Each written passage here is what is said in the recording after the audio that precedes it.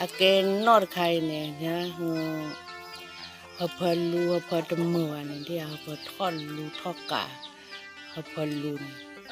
ออกบ้านหน่อยน้อยมาหาก็ยี่เฮลเดย์ยี่โอเลยยี่เดลายโอตกาลายพอเดือเลยมาลายว่าเดือเอาเลยมาว่าได้เลย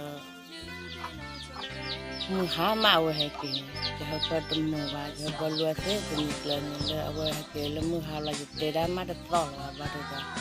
เอาเลยที่คุยกับพี่ลอยว่าเตะว่าเล่นนอกใครนอกใครลอยให้กินเอาไว้ให้กินลอยเดือเทนี่ยันนอกใครลอยเดืออยู่อ่อนที่ก่อนเนี่ยพอนี่ตัวละคนนี้เด็กเตะเปียว่าอยู่พออยู่ดับพูดเอาไว้นอกใคร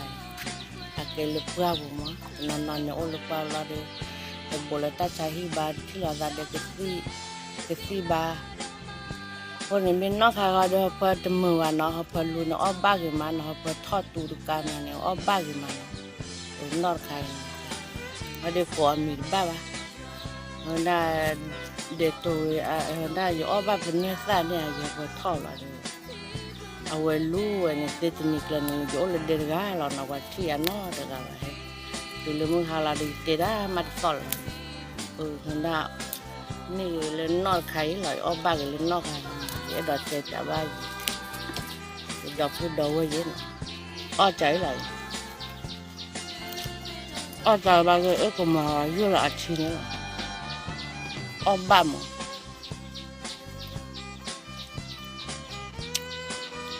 ตอนนี้เราแต่ว่าเราพูดเราว่าคอยรู้ปกันเดี๋ยวเนี่ยเลยเปล่าแต่ตัวโบราณเลยที่แต่ใช้ที่บ้านเนี่ยนอนใครดูอ้อบ้าอยู่นะนอนใครให้เพื่อนรู้ว่าเพื่อนดูบ้าอ้อก็มาช้าเนาะ